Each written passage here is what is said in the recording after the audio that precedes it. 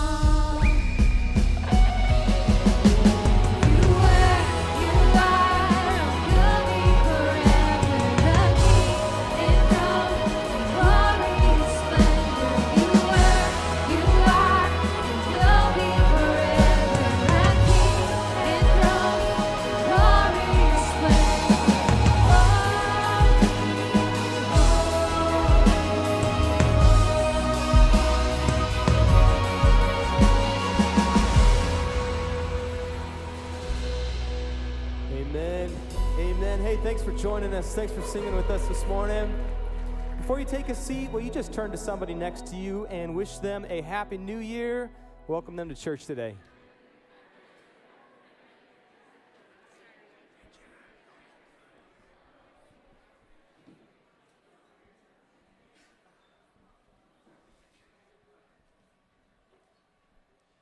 Hey, well, welcome again here this morning on this chilly Sunday. You are the few that decided to brave the weather. Thanks for joining us. Hey, Church Online, we're not making light of that, though, that you're at home. I hope you're warm wherever you are. Church, let's just welcome our Church Online today. Thanks for pressing pause and joining us. We're glad that you're here. We're going to make Jesus the center point of our lives today. And we're going to make him known from the center point of this valley. That's what we're all about. If this is your first time here, we'd love to tell you more about that. And we would invite you to fill out a Connect card. And we'd love to get in touch with you and tell you more about our church. We're just glad that you're here today. This morning, I realize we're heading into a new year. There's been so much that's been going on in the month of December. And now in January, we tend to slow down just a little bit before we pick back up into the new year. But there's two things I want to tell you about that are really important. And the first one is our Center Point small groups, CP groups. If you're just kind of coming to Center Point the last couple of weeks or so, and you've been sitting in rows and being a part of this service, that's great. That's fantastic that you're here. However, coming to this gathering is really coming to an event. This is like a big family reunion. You're sitting in a chair, you're looking at the stage, and that's a beautiful thing. However, being part of a community, a church community, is more than an event. In fact, it's really about the relationships. And so if nobody knows your name and if you don't know anybody else's name, you're really just attending something, but you're not a part of it. And so that's what CP groups are all about, and we would love to help you get plugged into one of these groups. We're going to tell you a whole lot more about them next week, but mark your calendar because next Sunday we're going to open up all of those groups for the winter-spring semester, and we're going to be telling you more about that. If you want to start exploring what small groups are out there and available, we have started posting those on the app, the website as well. And so this is going to be kind of your gateway. This is where you're going to be able to find these groups is through the Centerpoint app. If you don't have that already, I encourage you to download that to your device. There's a QR code on the screen right now, and that's a great way not only just to get into groups, but we have our old sermon content there. We've got a lot of resources there that aren't on the website. So if you kind of want to know more about church life and what's happening at CP, make sure you get that app. And then 2 weeks from today, on January 16th, we're going to have child dedications being done. It's been a while since we've done those. So moms, dads, if you'd like to get your child dedicated, or if you don't even know what that is, we'd like to tell you more about it. We just need to know that you're interested in that Sunday, perhaps being a part of that. So the best way to let us know, again, fill out a Connect card. There's physical paper versions of that Connect card in the back of the auditorium on your way out this morning if you're here in person, or if you're watching online, Church Online, you can also go to the Connect card digitally, either through the app or the website, and give us that information there as well. Okay, hey, brand new year and a brand new series. Pastor Mike Smith, our associate lead, is going to kick that off today. I'm excited for you to hear his message. So go ahead, turn your attention to the screens. We'll get going.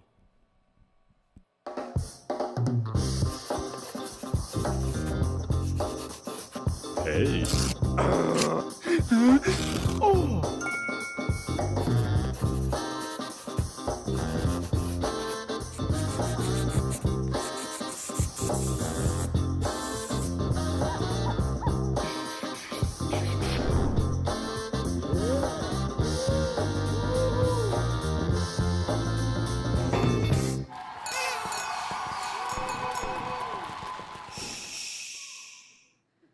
Well, good morning, Centerpoint Church.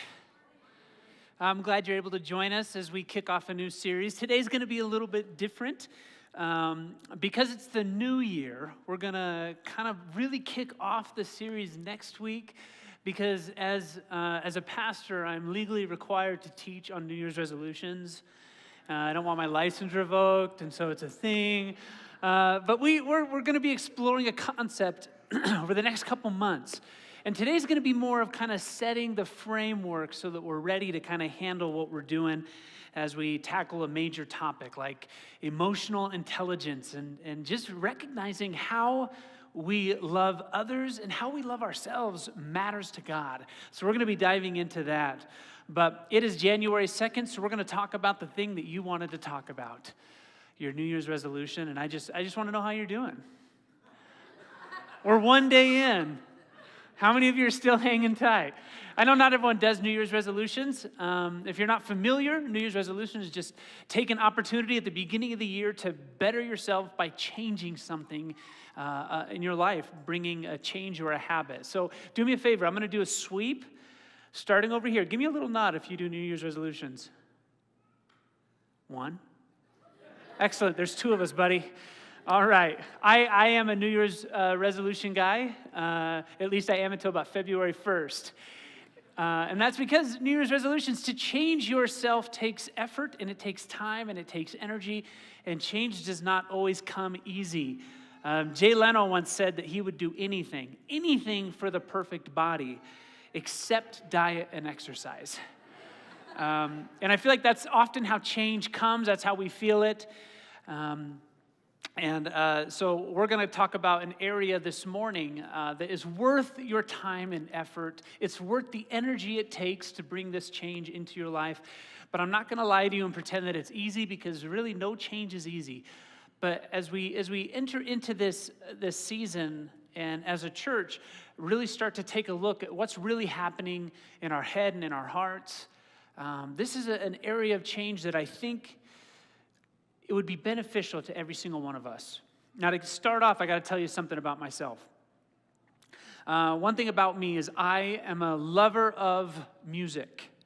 I am a music guy. If I bump into somebody and I go, yeah, what band has you excited these days? And they go, I don't know, I don't really listen to music. I'm out. Like, I don't even know where to take the conversation at that point, because that's what are we going to talk about now? Because I'm a music guy. I like listening to music. And I'm one of those guys who, the car that I drive, it is very important that it has a decent sound system. I don't have to have nice things, but I have to have a decent sound system, because I learned pretty shortly after my 16th birthday that the best place to listen to music loud is in your car. It's like its own studio. There's no outside noise. It's just this little capsule of music. And then recently, a couple years ago, my wife and my brother, they helped me discover something that can compete potentially with the loud stereo in my car. And they showed me these new things called noise-canceling headphones.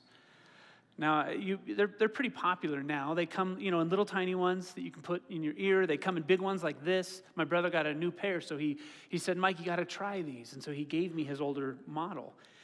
And I've had headphones before, but he said, Mike, these are different. When you turn them on, it silences the world around you, except for the music that's coming in. And I remember I was absolutely skeptical, and I remember I put them on, and I turned them on, and immediately the world went quiet, except for what I was listening to. And now I can't live without them. They're part of my life. And I looked into what it takes for noise-canceling headphones to work, and it's really fascinating. So regular headphones create this wall, kind of they're putting cushion around your ears, and hopefully that wall will keep some of the noise out. But noise canceling does this other thing. It's this active thing where they actually create sound that competes with the ambient noises around you. So they actually, when you turn them on and the world goes silent, what you don't know is they actually just created more noise that competes and equalizes the noise around you. They call this destructive interference. I know, when you put your AirPod Pro in, you didn't know that you were being so violent. but that's what it is. And so what they do is they create another frequency that actually neutralizes what you're hearing around you. And they do that, and the reason I love mine is because now I can actually focus on what I want to hear. And this morning, as we step into the new year, I titled this message, A Noise-Canceling New Year. Not because you need to go buy noise-canceling headphones, because you don't. You might not love music the way I do and be really picky about it. So you might be picky about something else. But the truth is, we live in a very, very loud world. And I don't just mean loud in the form of sound decibels. I mean loud as in something is always trying to take or keep your attention at all times. And one thing we can do this new year is take steps to learn how to actually silence some of that noise so that we can start to hear and listen to the stuff we need to actually be hearing. Amidst the noise, amidst the hurry, especially what we experienced in 2021, if we allow ourselves, we will be so distracted that we will miss life entirely. And maybe one step we can take in 2022 is learning what is it going to take for me to slow it down and to quiet the excess noise so that God can show me what's essential. And so what I like to do is I like to say, okay, what's a great baseline for focus? If I was going to focus my mind and my energy on one thing for 2022, I got to get to a baseline for me. And a great baseline is from Jesus himself. And I say this, a question for 2022, what does love require of me? This is a big question, what does love require of me? We talk about it often. But it's a great baseline. It's a jump-off point. It's something that our staff and me personally, it's a question we bring up when we're looking at really big decisions, but it is just as applicable in little tiny minute decisions in life. And we didn't make this question up. It's actually, it's a question that Jesus asked throughout his ministry. He just asked him in a little bit different ways. In John chapter 13, he said, "A new command I give you, love one another. As I have loved you, you must love one another. By this, everyone will know you are my disciples, if you have love for one another." See, in the Bible, biblical times, they couldn't underline and put exclamation points and highlight and capitalize. So what they would do is they would say it many, many, many times in the hopes that you might get it by time number 5, right? Well, 2 chapters later, he says this, "My command is this, love each other as I have loved you. Greater love has no one than this, to lay down one's life for one's friends." See, it's a great baseline for us to start out and say, whatever we want to do, let's make sure that it comes from this place of what does love require of me this year? And Jesus' most well-known teaching on love is what we call the Great Commandment. It's in 3 of his Gospels. Most of you know it by heart. And in Luke's Gospel, he actually follows that teaching of the Great Commandment up with a parable, a story to help illustrate what he's trying to say. So our main text today is going to be out of John chapter 10, starting in verse 25. And it's the parable of the Good Samaritan. Verse 25. On one occasion, an expert in the law stood up to test Jesus. "Teacher," he asked, "what must I do to inherit eternal life?" "What is written in the law?" Jesus replied. "How do you read it?" He answered, "Love the Lord your God with all your heart, with all your soul, with all your strength, and with all your mind, and love your neighbor as yourself." "You have answered correctly," Jesus replied. "Do this and you will live."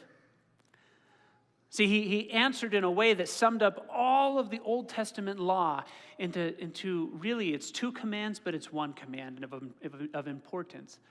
He said, you need to love God with everything that's within you, and you need to love your neighbor as yourself. Now, Mark's gospel and Matthew's gospel end right there. But in Luke's gospel, the account keeps going. And in verse 29, it says this, "But he, the expert in the law, wanted to justify himself. So he asked Jesus, 'And who is my neighbor?'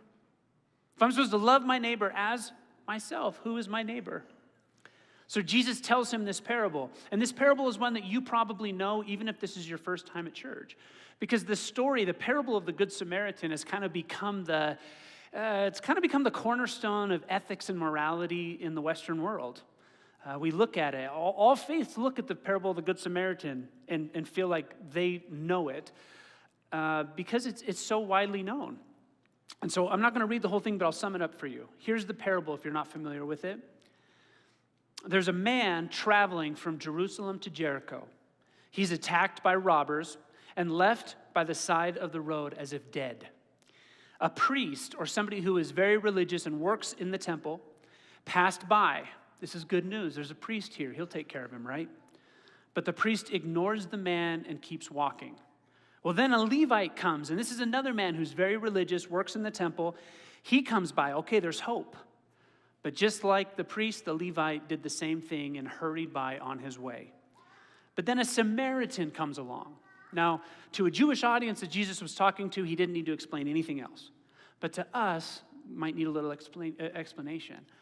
A Samaritan is an opposing religion to the Jewish religion, very similar, but very key differences. So much so that to a Jew, a Samaritan was, their whole faith was an abomination. And Samaritans couldn't do anything right, and Jews would do anything to avoid them. It's kind of one of those things that you can pick up on while reading through the New Testament. The Jews don't like Samaritans. Well, Jesus, in his story, he says the Samaritan comes by. Well, if the priest and the Levite ignored this guy, the Samaritan's probably going to run the other way, right? Well, it didn't. In fact, the Samaritan saw the man, stopped, helped the man, saw that he needed more help, so he actually put him on his own donkey, took him to a place that they could care for him. And instead of just leaving him there, the Samaritan man actually paid for the man's extended care. Well, in verse 36, Jesus asks the Levite who was asking him this question, which of these three do you think was a neighbor to the man who fell into the hands of the robbers? The expert in the law replied, the one who had mercy on him. Jesus said, go and do likewise. See, it seems pretty cut and dry. You're supposed to love others. You're supposed to love your neighbor as you love yourself. So who's our neighbor? Our neighbor is the people around us, in our vicinity, the people we interact with. But your neighbor could also be somebody who you come across, somebody who God brings your lives and they intersect. Now, I'd like to believe that most of us in this room, we would want to think that we would be like the Samaritan. We would like to say, in a perfect world, Mike, I would hope that I am one of those people that would have stopped and helped him. And I think that's normal. There's something within us that says, I get that other people might have been too selfish or too busy or too apathetic to help, but I'd like to believe I'm not like that. And that there's something within us that says that, and that's good. Well, some years ago, at Princeton University, they have a Princeton Theological Seminary. They decided they wanted to conduct an experiment because they wanted to see if people who intend to do well are put in really stressful situations, if they would actually do well. So what they did is it was kind of a blind experiment, which means they were dishonest to the people participating in it. And they selected a whole bunch of students. Some of them were seminary students. Some of them were students at Princeton. Some of them were Christians. Some of them were other faiths. And what they did is they asked them if they'd be willing to come and teach a subject on campus. So they asked one portion if they would learn the parable of the Good Samaritan and that they would go to the other side of the campus to this particular building and teach it. Then they asked this other group if they would teach just a small presentation on how to get jobs after seminary. And then what they did is they took a small portion of this group, one of the groups, and they told them, you know what, you've got enough time, just kind of, you got a little while, just make sure you're there on time on the other side of campus. And then they took another portion of the group and they said, hey, you've got about 3 minutes, you got to get across campus pretty quick. And then they told the last group, they said, you're already late. You need to get over there as soon as possible. Now, what they didn't know is that they planted an actor.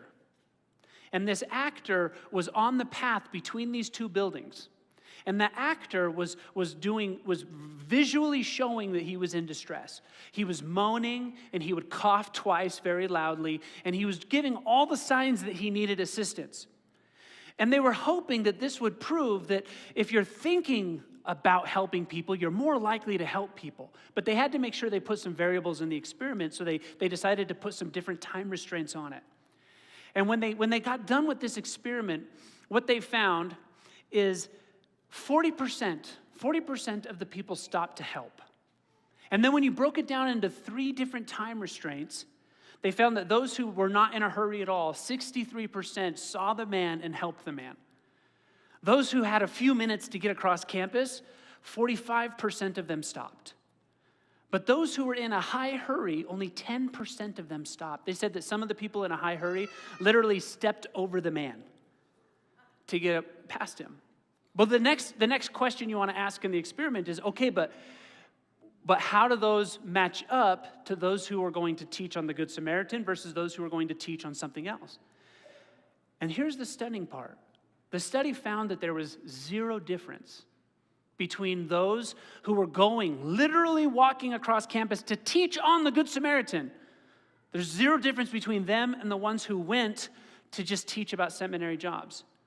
The only thing that made a difference across the whole board was how busy or in a hurry they were. See, what they decided was, ironically, a person in a hurry is just less likely to help other people, even if they're going to speak on the parable of the Good Samaritan themselves. The researchers concluded that it didn't matter if your life goal was to help people. What mattered most was that you were not living life in too big of a hurry. See, the problem isn't a lack of concern, but a lack of margin. We are too busy or distracted to love others well. And the thing is, I didn't need this study to know that this was true. Though it's helpful, I knew that this was true because I know me. And I know that even in my heart of hearts, if my intention is to do well and be available and be the one that steps in to be the hands and feet of Jesus to someone else, I also know what Mike is like when Mike is too busy, or when Mike is distracted, or when Mike has too much going on. One of the stunning parts of this study is they said that there was a number of the busy people who didn't even see the man. They walked by him, but they were so focused on getting to where they were going that they actually didn't even notice he was there. See, it's not about a lack of concern. It's not that we don't desire to be the hands and feet of Jesus. It's because we're busy. And this makes us ask the next question. Why do we keep ourselves so busy and so distracted all the time? I'll tell you, I think it's because we are afraid of what we'll hear or what we'll see if we slow down long enough to look. We're afraid of what it'll cost us if we take the time to actually listen, or if we take the time to slow down. What's it going to cost me? See, next week, we're going to really jump into this concept of emotional intelligence. Next week, we're going to really look at why this is not a new concept when it comes to humanity. It might be relatively new in regards to our workplaces and stuff, but loving ourselves so that we can love others is not a new concept. It's always mattered to God. And one thing we can do as we step into this, and as we start to address the noise and the busyness in our lives, is we start to pay attention to new habits or rhythms that help our own soul care. It's a kind of a term I like. It's not my term, but I like the idea of soul care. Soul care is really, it's like a spiritual discipline, but instead of adding something to your life, you're saying no. And can I tell you, some of us, when we think of New Year's resolutions or we think of a new habit, all we can think of is, well, I need to find room in my life to add this new thing in. I need to add this new lifestyle or habit or gym or finances. And soul care is really, it's the spiritual discipline of saying, I'm not going to do anything right now. And I'm going to say no to you. And I'm going to say no to that because I need to slow my life down. One of my spiritual heroes is a man by the name of Dallas Willard. He passed away, but he was teaching at a conference about spiritual formation, and somebody came up to him and said, "What do I need to do to be spiritually healthy? Just tell me." And after a long pause, Dallas says, "You must ruthlessly eliminate hurry from your life." See, Dallas recognized that the only way to combat the old habits of distraction and noise is to develop new habits that help create space for curiosity in our lives. Spiritual curiosity, emotional curiosity, relational curiosity. When we're hurried, we lose our curiosity for actually getting better at some of the things that mean the most in life, which is how well I'm paying attention to what's really going on in my own life and how well I'm treating you. Because when we ignore what's going on in our own lives, and we ignore the difficult emotions that we're dealing with in here, they eventually boil out and we take them out on each other. See, why do we allow the noise? I think it's because we're scared of what we'll hear if we embrace the silence. A few years ago, there's a great band called 21 Pilots. You've probably heard of them. You probably know some of their songs. They're modern-day poets as far as I'm concerned. And in 2,000 years, we're going to have leather-bound books of their writings. You just watch. But they have this song from a few years back called Car Radio. Real simple song. It's the premise of the song is he got to his car and his stereo was stolen out of it. So he had to drive around in silence. And he says this in the song, "I hate this car that I'm driving. There's no hiding for me. I'm forced to deal with what I feel. There's no distraction to mask what is real." And then he says this line that just caught me off guard. He says, "Sometimes quiet is violent." And I don't know if you've ever been in that situation where all of the distraction that you usually surround yourself with, the busyness and the noise, for a moment it got stripped away. And rather than finding yourself at peace, you found yourself uncomfortable. Because maybe like me, you have created a life where you have buffered yourself from having to do a lot of soul searching. And then you find yourselves in moments of silence where the distraction's been ripped away from you and you don't know what to do. It's uncomfortable because now you actually have to pay attention to what's really going on and not what you're distracting yourself with. See, sometimes quiet is violent, but silence is also powerful.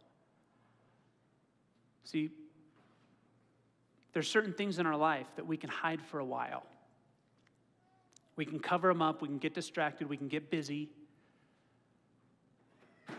But eventually they're going to demand that you pay attention to them. Like grief, like trauma,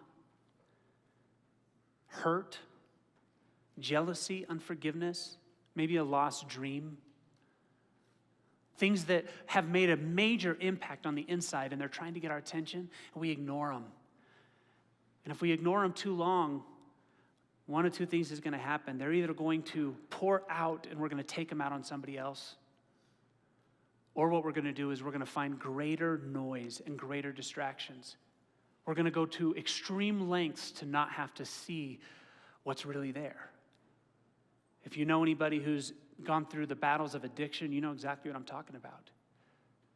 You know, addiction, we often try and hide addiction under lots and lots of noise and busyness because we don't want to be honest about what's really going on. And see, this isn't new. Everything I'm talking about isn't new. You know, Jesus himself taught about how to deal with the constant distractions and the demands of life. In fact, in Mark chapter 1, which jumps straight into the ministry of Jesus. He got baptized. He went into the desert for 40 days. He comes out, picks 3 guys, and goes straight to ministry.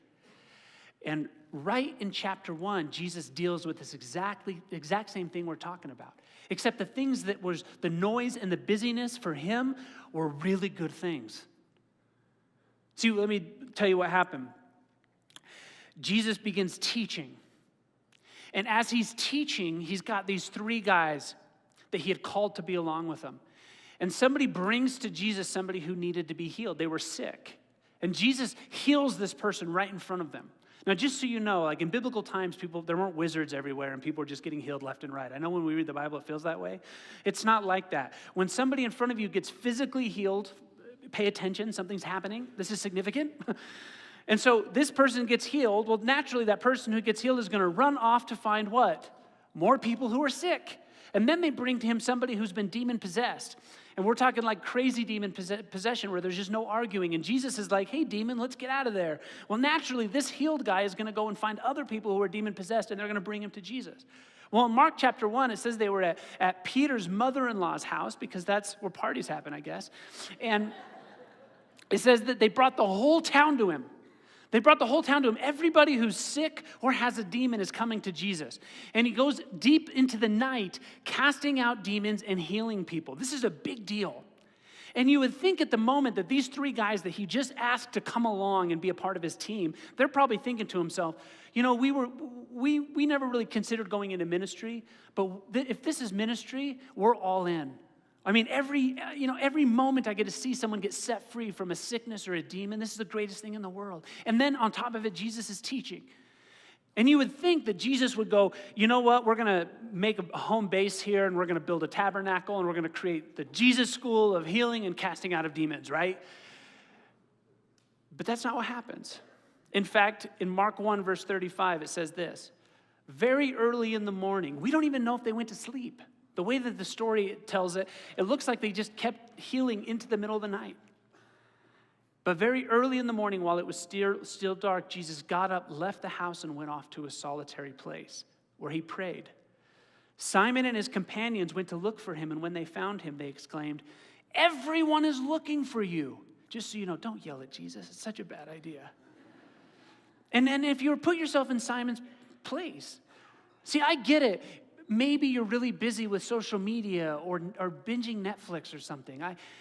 Maybe you're, for us, we think, well, the noise and the busyness is stuff that it's okay to get rid of on some level. But see, Jesus was healing people and casting out demons. Why would he need to get away? Why would he need to go and refocus and hear from God? Isn't healing and casting out demons probably exactly what he should be doing? Well, that's what Simon thought. Simon said, what you're doing is so good. It's so good. Why would you walk away from it? Jesus says, let us go somewhere else, to the nearby villages, so I can preach there also. That is why I have come. So he traveled throughout Galilee, preaching in the synagogues and driving out demons. See, even Jesus is setting an example, a precedent right from the beginning of his ministry. He's telling us, even when what is keeping you busy, even if the noise in your life is the greatest thing on the planet Earth, because if the noise in your life is you're literally walking out and healing people who have no legs and you're giving them legs, and people who are demon possessed and you're casting them out, if that's your noise, you're on top.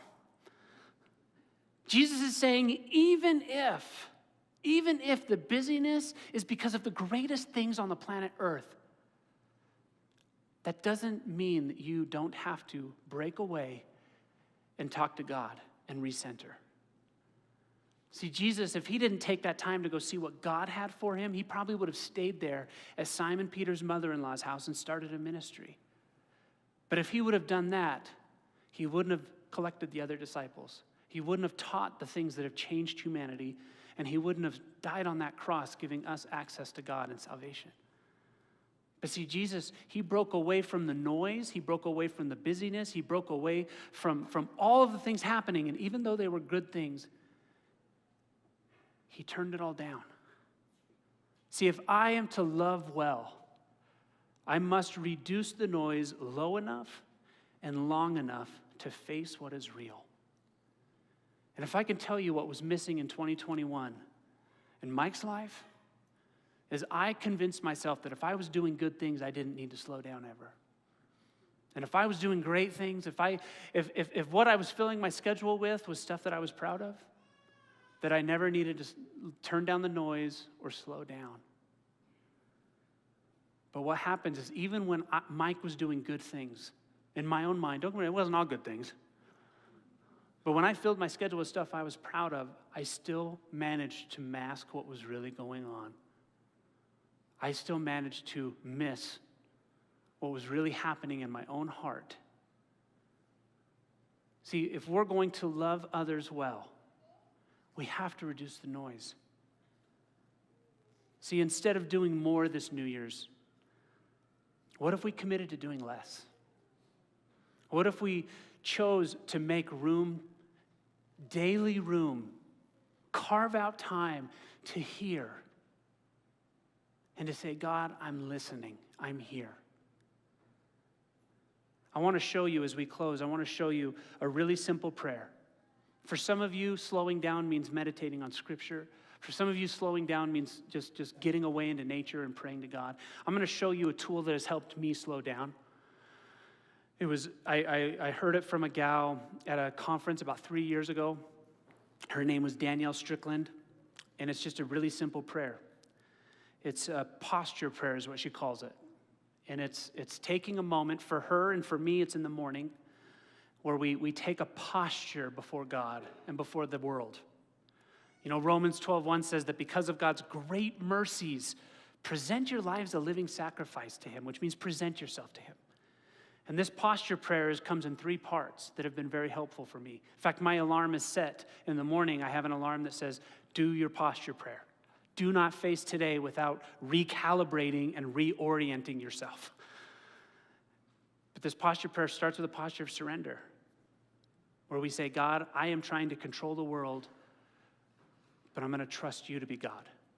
The second part of the prayer is a posture of generosity, because a lot of the stress and anxiousness and jealousies come because we don't really trust that God is going to provide for us. And it's just taking a posture and remembering that our God is a giver, and we could never use up all that God has given us. And we can trust him with our lives. And then the third posture is just remembering that we're on mission. It's a posture of mission, saying, God, I am your hands and feet in the world. So to close out today, I'm going to ask you to do something really weird. If this is your first time at Centerpoint, we don't end services like this. I just figured it's the new year. We're going to do something weird. You're welcome. Don't give Mike a microphone. But what I'm going to ask you to do is I want you to stand with me. You don't have to repeat this prayer if you don't want, but if you're willing, I'd ask you to repeat aloud after me. There's nothing scary in here. And I'm also going to add into this prayer some actions. We're not dancing, but I'm a visual person, and this gave me freedom that when I posture myself before the Lord in the morning, I don't have to hide what my body's doing. And so the prayer starts like this. Hold up your fists.